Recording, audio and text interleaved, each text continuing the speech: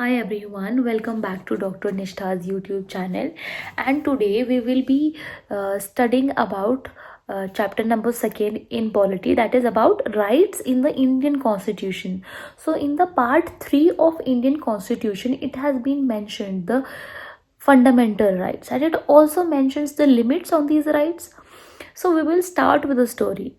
एक स्टोरी है कि 1982 में जब एशियन गेम्स कंडक्ट कराई गई तो कुछ कॉन्ट्रैक्टर्स थे जिनको लिया गया।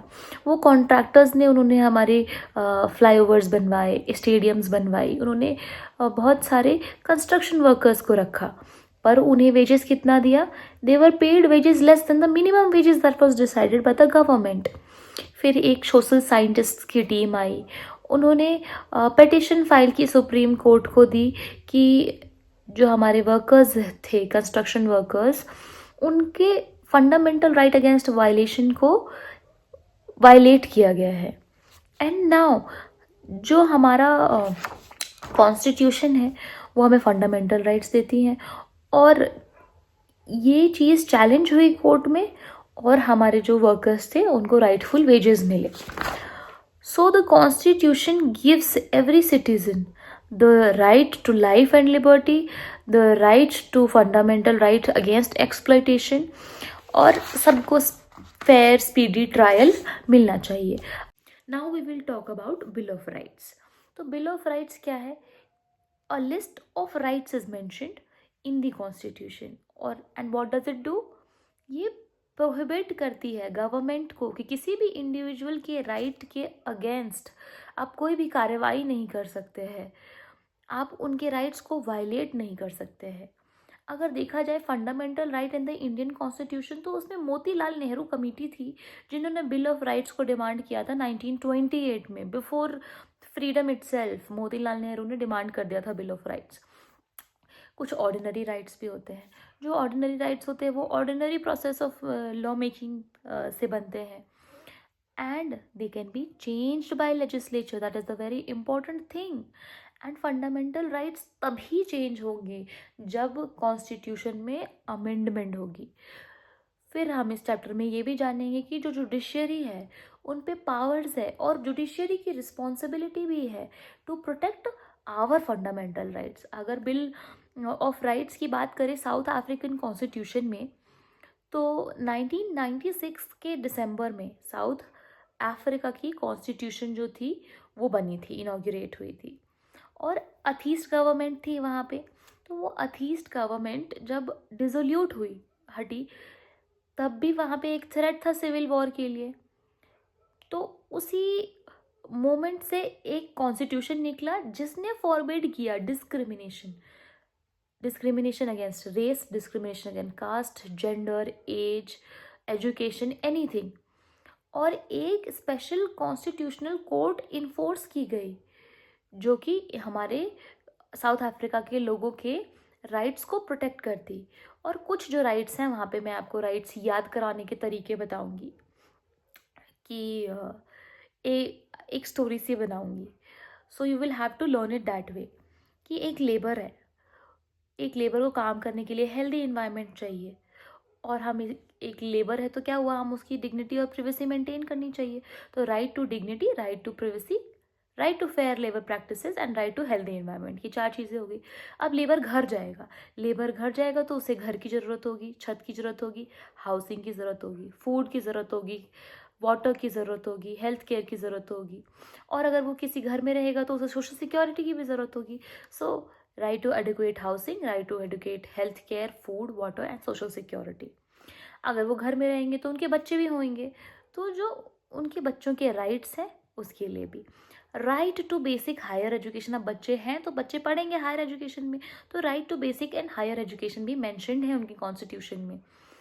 अब बच्चे बड़े होंगे तो कल्चरल इवेंट्स में पार्टिसिपेट करेंगे, तो उससे बनता है हमारा right of cultural, religious and linguistic communities and right to information. So these are the rights that were mentioned in the constitution of South Africa.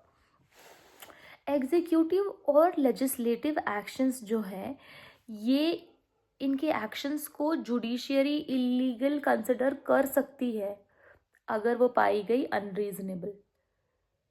ठीक है। So government can put reasonable restrictions on the exercise of our fundamental rights too, but judiciary has power over legislative and executive also. अब हमारी बात होगी constitution of India में हमारे fundamental rights है. So we have 6 fundamental rights. 6 fundamental rights को याद करने का तरीका है. So I will tell you a kind of story और निमोनिक कि किसी भी रिलीजन को इक्वल और एक्सप्लॉयटेशन इक्वल मानने के लिए और एक्सप्लॉयटेशन से बचाने के लिए हमें फ्रीडम की ज़रूरत होती है और एजुकेशन की ज़रूरत होती है. और इन सब चीज़ों को इम्प्लीमेंट करने के लिए we need right to constitutional remedies. So religion की बात की तो right to freedom of religion. हमने उसके बाद बात की कि इक्वल और एक्सप्लॉयटेशन से बचाना है तो right to equality and right against exploitation. उसके लिए फ्रीडम और एजुकेशन की ज़रूरत होगी तो एजुकेशन से cultural and educational rights and freedom से right to freedom. And then comes the right to constitutional remedies. So we have learned these 6 points in a form of story. Now, what does these rights do? It provides equal access to all people to public places जैसे shop में, railway stations पे. Everybody can go, किसी को prohibition नहीं है. And public employment है उसमें भी डिस्क्रिमिनेशन नहीं आएगी. तो जो हमारी कॉन्स्टिट्यूशन है, see a very beautiful line is there that the state shall confer no title on a person except those who excel themselves in military or academic field. तो किसी भी इंसान को कोई पर्टिकुलर टाइटल नहीं मिलेगा. एक्सेप्शन क्या है? मिलिट्री और एकेडमिक फील्ड. तो ये क्या इंश्योर करता है? ये इंश्योर करता है dignity and status of people among all citizens. Equality promote करता है. जो हमारा प्रियम्बल है वो मेंशन करता है 2 चीज़ें इक्वालिटी के बारे में. Equality of status and opportunity का इक्वालिटी, कि एक तो स्टेटस में सब इक्वल हो जाए और एक कि उनको लोगों को अपॉर्चुनिटी जो है वो इक्वल मिले. अब आर्टिकल 16 जो है हमारा, what does it say?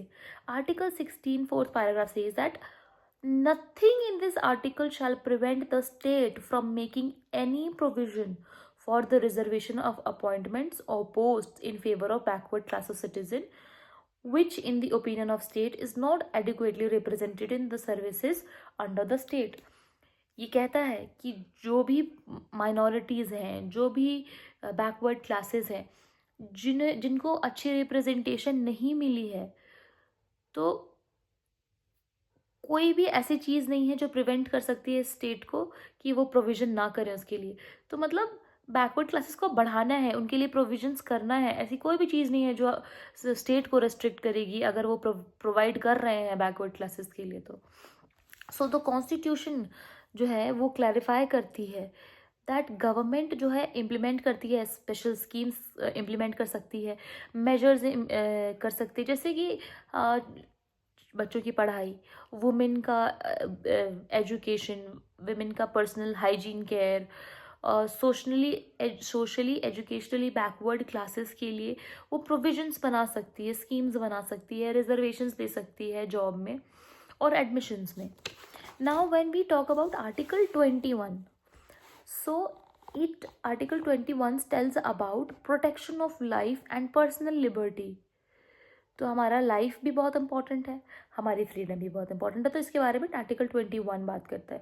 No person shall be deprived of his life और personal liberty except according to the procedure established by law.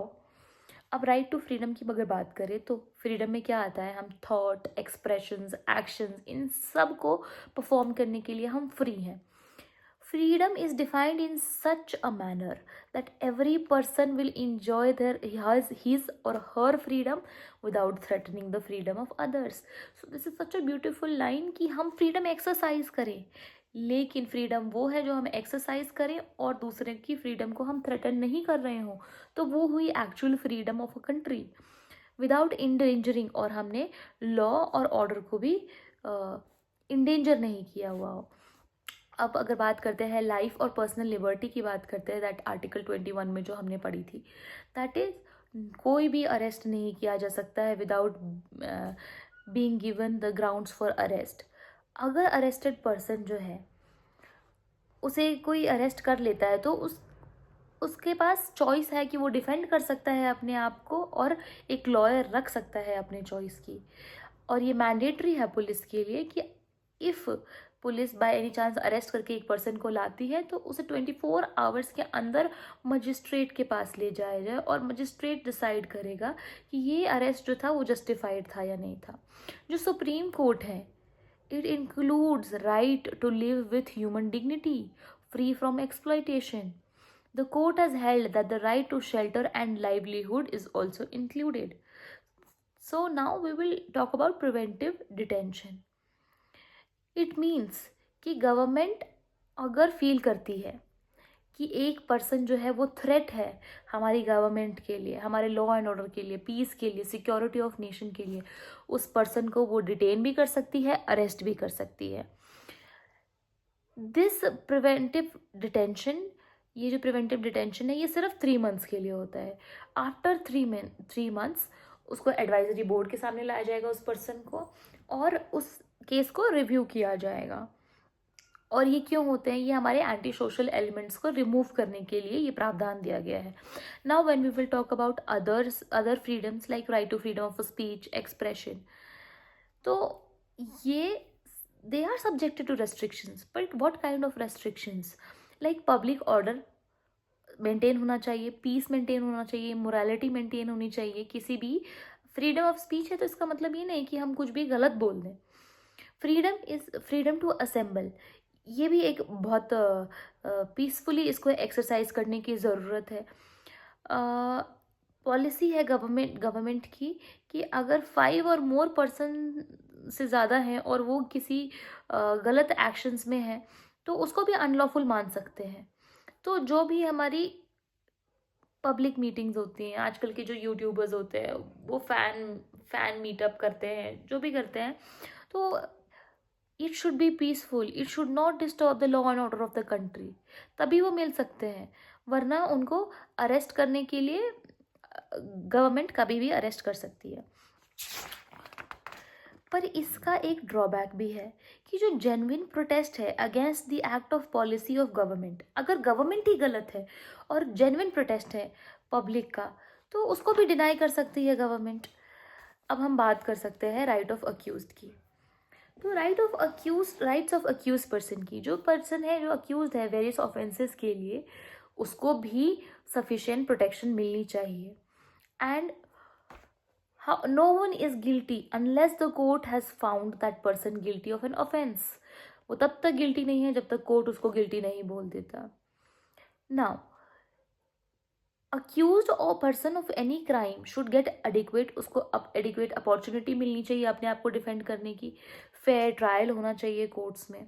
तो जो फेयर ट्रायल कोर्ट्स में है, जो कॉन्स्टिट्यूशन उसके लिए 3 राइट्स प्रोवाइड करती है। No person would be punished for the same offense more than once. No law shall declare any action as illegal from backdate. No person shall be asked to give evidence against himself or herself. So, how beautifully the Constitution has come up with these rights for the accused people also. Now we will talk about right against exploitation.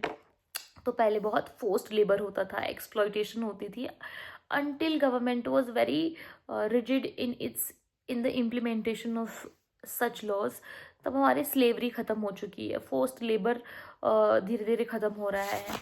And also children below the age of 14 years को constitution forbid करती है employment से, और वो dangerous jobs नहीं कर सकते factories और माइंस में। So this beautifully saves the people from being exploited. Now the right to freedom of religion जो है हॉलमार्क ऑफ डेमोक्रेसी है। So we will not talk about freedom of faith and worship. जो freedom of religion है also includes the freedom of conscience. कोई भी person choose कर सकता है कि उसे कौन सा रिलीजन फॉलो करना है। ऐसा भी पर्सन हो सकता है जो कोई भी रिलीजन ना फॉलो करे। So freedom to profess, follow and propagate, ये सारी चीज़ें मिलती हैं किसी भी रिलीजन को आप फॉलो करते हैं, पर एक सर्टेन लिमिटेशंस आती है उनके साथ। जैसे कि बहुत अच्छे मेजर्स लिए गए हैं हमारे, लिमिटेशंस क्या क्या लगाई हैं, जैसे गवर्नमेंट ने सती प्रथा रोक दी है, बाईगैमी रोक दी है, ह्यूमन सैक्रिफाइस रोक दिया है। तो जो फ्रीडम ऑफ फेथ और वर्शिप है ये अंधाधुंध नहीं होना चाहिए, there has to be limitations, जिससे हम बेसिक ह्यूमन राइट्स को प्रिजर्व कर सके। Right to live, for example sati बचाने के चक्कर में हमने किसी का राइट टू लाइफ का फ्रीडम दिया हमने, ठीक है। Okay, now the constitution does not allow forcible conversions, जैसे कि कोई भी अपना रिलीजन चेंज कर ले फोर्सेबली, तो ये कॉन्स्टिट्यूशन अलाउ नहीं करती है। कॉन्स्टिट्यूशन सिर्फ बोलती है कि आप प्रोफेस करो, आप अट्रैक्ट करो, but you are not allowed for forcible conversions. फिर इक्वालिटी होनी चाहिए सारे रिलीजन्स को, गवर्नमेंट किसी भी पर्टिकुलर रिलीजन को फेवर नहीं करेगी। और and also the government will nurture the principle of secularism. Now we will talk about the constitutional and educational rights. तो हमारे constitutional cultural and educational rights में वैरायटी ऑफ कल्चर्स प्रेजेंट हैं India में, diversity है। Now diversity is our strength. तो the government tries कि जो minorities का कल्चर है वो भी प्रोटेक्टेड रहे और वो भी मेंटेन कर सके अपने कल्चर को। Linguistic and cultural minorities included हैं इन प्रोविजंस में। राइट टू कॉन्स्टिट्यूशनल रेमेडीज़ की जब बात करते हैं तो it is called the heart and soul of the constitution. Why? Because people, citizens can approach high court, they can approach supreme court to get any fundamental rights that they want to get restored. कुछ भी violet हुआ है, they can go to high court, they can go to supreme court और supreme court अपना judgement पास करेगी। कुछ special orders होते हैं जैसे habeas corpus, mandamus, prohibition, quo warranto and certiorari. तो अगर बात करते हैं स्पेशल ऑर्डर्स की जो कोर्ट इशू करती है, तो हेबियस कॉर्पस क्या होता है? हेबियस कॉर्पस होता है कोर्ट ऑर्डर करती है कि जो अरेस्टेड पर्सन है वो प्रेजेंट होना चाहिए कोर्ट के आगे, और कोर्ट डिसाइड करेगी कि इसको फ्री करना है कि नहीं करना है। मैंडेमस क्या होता है? मैंडेमस होता है इशू करती है कोर्ट कि जो पर्टिकुलर ऑफिस होल्डर है वो अपनी लीगल ड्यूटी नहीं कर रहे और इन्फ्रिंज कर रहे हैं दूसरों के राइट्स पे। नाउ प्रोहिबिशन का मतलब होता है हायर कोर्ट जो होती है वो इशू करती है, जैसे हाई कोर्ट, सुप्रीम कोर्ट, जब लोअर कोर्ट कह देती है कि जो इनका जो केस है ये that is going beyond their jurisdiction, तो फिर इशू करती है हमारी हाई कोर्ट और सुप्रीम कोर्ट प्रोहिबिशन। क्वो वारंटो की अगर बात कर, क्वो वारंटो की, तो अगर कोर्ट फाइंड आउट करती है कि जो person is holding office but is not entitled to hold the office, तो ये इशू करती है एक रिट ऑफ क्वो वारंटो और रिस्ट्रिक्ट करती है उस पर्सन को from acting as office holder, कि आप ऑफिस होल्डर मत बनो अगर आप इंटाइटल्ड नहीं हो तो। अब सर्टियोरारी की अगर बात करते हैं तो the court orders a lower court और अनदर अथॉरिटी कि जो मैटर पेंडिंग है आप उसको हायर अथॉरिटी या कोर्ट को दे दीजिए। अब हम बात करते हैं नेशनल कमीशन की। तो नेशनल कमीशन बहुत सारी चीज़ों के लिए बनी, माइनॉरिटीज़ के लिए बनी, शेड्यूल कास्ट के लिए बनी, वुमेन के लिए बनी। और अब हम बात करेंगे national human rights commission, NHRC, national human rights commission की। तो जो नेशनल ह्यूमन राइट्स कमीशन है ये इंडिपेंडेंट ऑर्गेनाइजेशन है, इस्टेब्लिश हुई थी 1993 में। ओके, और इसमें कैसे कौन से लोग काम कर रहे हैं? इसमें लोग कार्य कर रहे हैं People's Union for Civil Liberties and People's Union for Democratic Rights, ये सारे काम कर रहे हैं बैकग्राउंड में, और ये सारे मिलके इन्होंने एक NHRC बनाई। जो NHRC है इसमें कौन कौन से लोग होते हैं? तो एक चीफ सुप्रीम कोर्ट के हमारे चीफ जस्टिस होंगे, तो chief justice of the supreme court of India.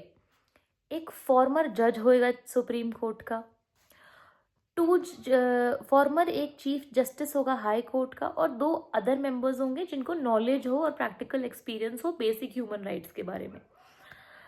अब क्या है, ये ज़रूरी क्यों था?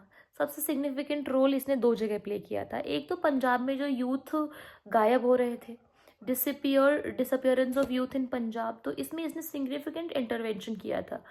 और दूसरा trial of Gujarat riot cases, तो वहाँ पे इनका इंटरवेंशन जो था that prove to be effective. Commission की पावर नहीं है कि वो प्रोसिक्यूट कर दे, कमीशन सजा नहीं दे सकता, प्रोसिक्यूट नहीं कर सकता, बस ये रिकमेंड कर सकता है गवर्नमेंट को या कोर्ट को कि आप जो इनकी प्रोसीडिंग है उसको इनिशिएट करिए। बेस्ड ऑन जो उन्होंने इंक्वायरी की होती है उसके बेसिस पे वो बोलते हैं कि आप इनिशिएट करिए। अब हम बात करेंगे my favourite topic, that is directive principles of state policy. और हमने पिछले चैप्टर में पढ़ा था कि हमने कहाँ से लिया था इसका inspiration. We had taken this directive principles of state policy from the Irish constitution. So इनमें मेनली 3 थिंग्स हैं। क्या है? ऐसे गोल्स और ऑब्जेक्टिव्स होने चाहिए इसमें, डायरेक्टिव प्रिंसिपल्स में, जो सोसाइटी अडॉप्ट कर सके। कुछ राइट्स होने चाहिए of the individual apart from fundamental rights. Fundamental rights के अलावा भी राइट्स होने चाहिए कुछ जो इंजॉय कर सके आदमी, और सर्टेन पॉलिसीज होना चाहिए। तो क्या क्या है? गोल्स हैं, फंडामेंटल राइट्स के अलावा कुछ राइट्स हैं, और सर्टेन पॉलिसीज होनी चाहिए जो गवर्नमेंट को अडॉप्ट करनी चाहिए। तो एक बहुत ही एग्जाम्पल दूंगी मैं कुछ। वो एग्जाम्पल्स जो होंगे वो बताएंगे कि डायरेक्टिव प्रिंसिपल्स के एग्जाम्पल हैं ये स्टोरी के फॉर्म में। कि एक ज़मींदार था और उस ज़मींदार ने नेशनलाइज बैंक से पैसे लिए और उसने फैक्ट्री सेटअप की तो उसको कंस्ट्रक्शन वर्कर्स चाहिए, तो उसने माइनॉरिटी कम्युनिटी से, ST SC से उठा लिया उनको, और उसके बाद उनको फिक्स्ड वेजेस उसके लिए तय करना था। और अगर ST SC आए हैं तो उनके लिए रिजर्वेशंस भी होनी चाहिए। तो इस स्टोरी से हमको क्या मिलता है? that we can read the line now.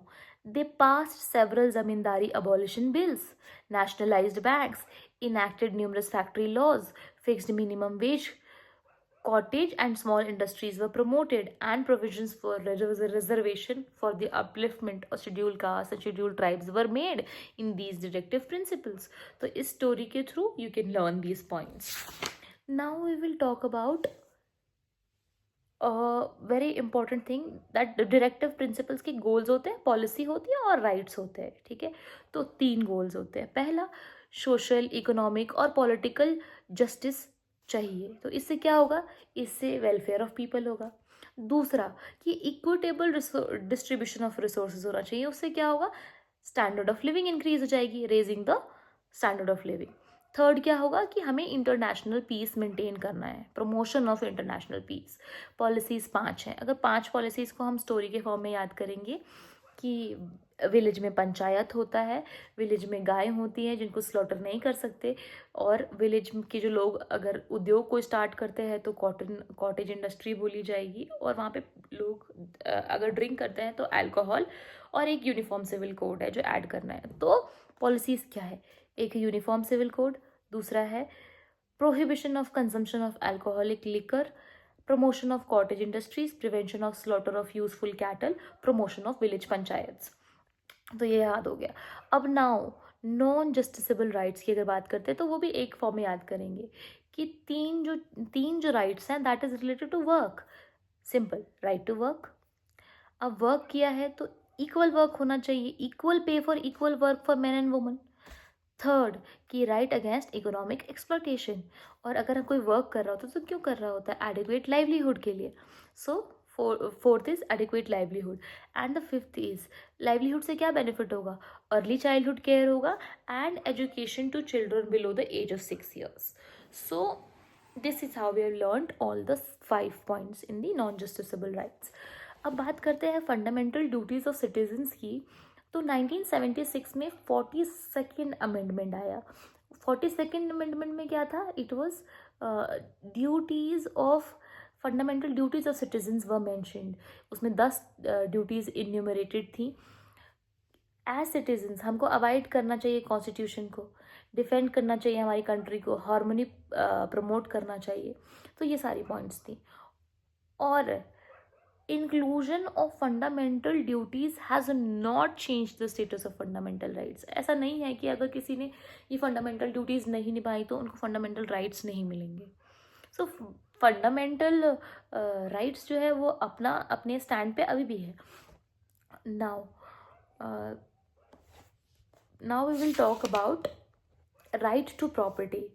Right to property जो है, जैसे हमने अभी बात की 1976 में 42nd अमेंडमेंट आया, 1978 में 2 इयर्स बाद 44th अमेंडमेंट आया। 44th अमेंडमेंट में जो राइट टू प्रॉपर्टी थी उसको अबॉलिश कर दी गई, और जो राइट टू प्रॉपर्टी थी, फंडामेंटल राइट थी, उसको एक सिंपल लीगल राइट में कंसिडर कर दिया गया under the article 300A।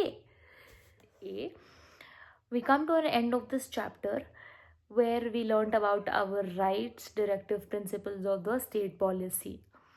So if you like it, if you are interested in such more videos, please do like, share and subscribe, and I will be making such videos content for my knowledge and as well as for your knowledge. So thank you everybody who has been listening and been kind to me. Thank you.